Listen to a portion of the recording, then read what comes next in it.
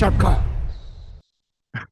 I'm interested in this one, man, Yeah, because like every side and every total feels like it could have a strong opinion.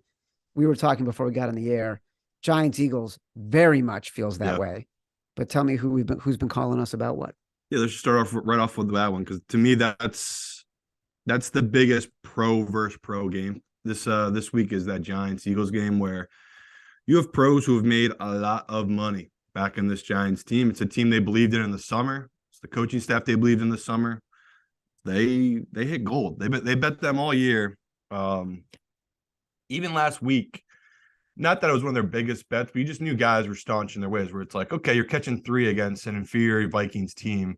This is the spot to take it. They didn't care that it was Daniel Jones's first career start in the playoffs. So me and Chad talked about my first instincts just as a better was to take that Giants 7.5 when the line opened. And I just knew something was a little off about it. Dive more into the numbers, and obviously there's a huge advantage towards this Eagles team, which we'll talk about when we start talking about that game. But just from the pro aspect, I completely get where they're coming from, Chad. I mean, Evan Abrams puts out something I need to retweet now. I'll put it out when we put the show out. It's just a trend article about all the trends this week. I mean, maybe you have some written down. I have a couple written down. All these trends favored this Giants team. Oh So, God, it's terrible. yeah, a lot of pro bettors I know, they throw their model out because we already talked about your model. It's not as valuable as it is during the regular season come playoff time because the playoffs, it's just a different beast. I used to talk about the time when Brady was at such an elite level. My model never caught up to Tom Brady. It was one of those where it couldn't take into account what he does and what makes him so special, which is clutchness. There's no like we have luck rankings. I don't have a clutch ranking. That doesn't exist for me. That's something I always had to factor in myself. So yeah, I don't always fade my model, but I do in the playoffs where if a bunch of guys are lined up on one side and my model just seems off, I'll agree with these guys because they're just smarter than me. I know that. Like they just know more about football than I do.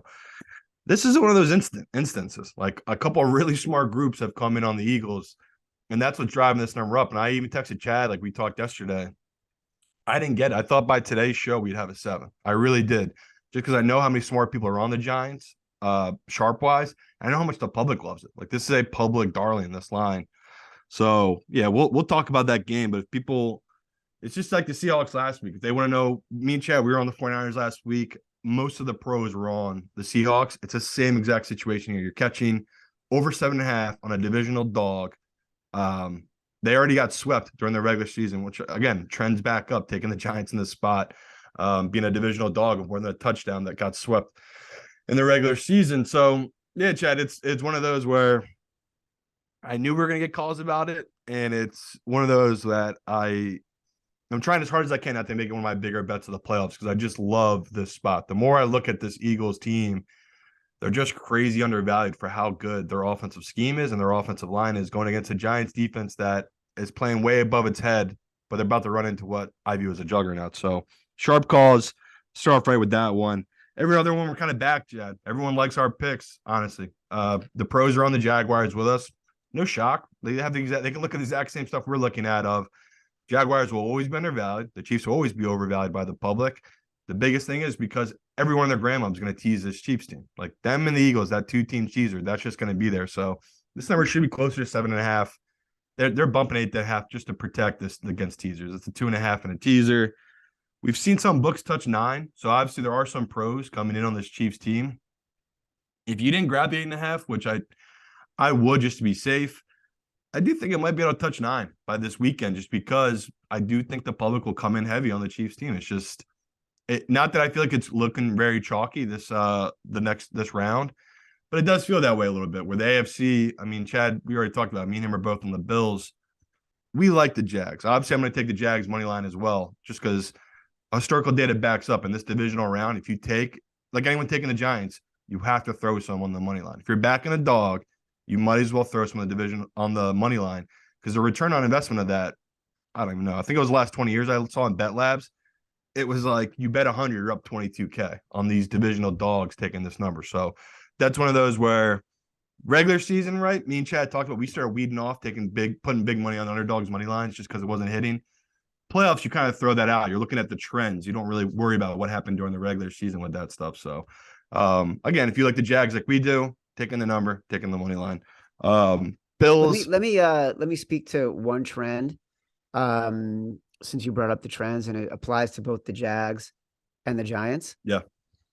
Number one seeds 13, 25, and 1 against the spread the past 20 years in this round. When those seeds are favored by less than 10 points, 8, 22, and 1 against the spread. So we got big favorites in the Eagles, and we got big favorites in the Chiefs. And it's very possible we may be split. And that's teams with above an 80% winning percentage, right? No, this is just it. Oh, okay. And so it's even worse too. Teams with above 80% winning percentage, which would be the 49ers, the Bills, the Eagles, and the Chiefs. It's even worse, where it's like it's the same thing. It's like 25% of those favorites cover, and when they're less than 10-point favorite. So that's one of those, like, I'll keep it moving. That the sharp calls where the Cowboys, I didn't want to do it. I want to be on the 49ers. I just know really smart guys, really smart money. So that's a game we'll break down that are on the Cowboys. So that's another one we'll break down. And same with the Bills. We gave it out of 4, 4.5. You've seen it steam up now to 5, 5.5. If you're a Cincy backer, it's a dead zone number. Where the Bills, it's not. If you're a Bills backer, you still want to grab the 5.5 just in case it does hit that 6, which me and Chad talk all the time. That 6, it hits at whatever, say it's only just a 1% more chance than hitting the 5 at the 5. That's still a big deal long-term betting. So to me, 5.5 has become a very key number. Keep being under the 6. We talk all the time, extra points, 2-point conversions, 6 just lands at a higher rate than it used to. So to me, if you're a Bills backer, yeah, it would suck if it drops down to 4.5 before kickoff, but no one can predict that.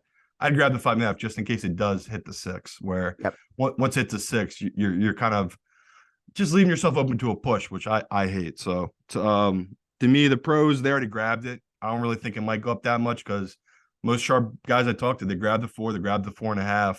And what they had done was they grabbed Cincy early in the week at 6.5. So they were like, okay, I'll try to play a middle.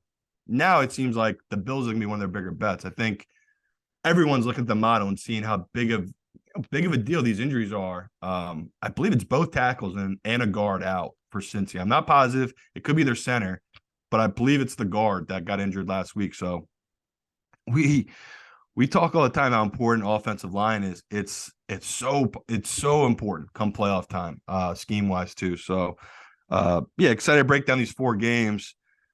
I knew we weren't gonna be the same side as all the pros. I'm just shocked that so many pros are on the Giants, where I get it, all the trends, everything backs it, but just I feel like even you, like the spidey sense, everything's kicking up here a little bit of like this is a funky, wonky number here.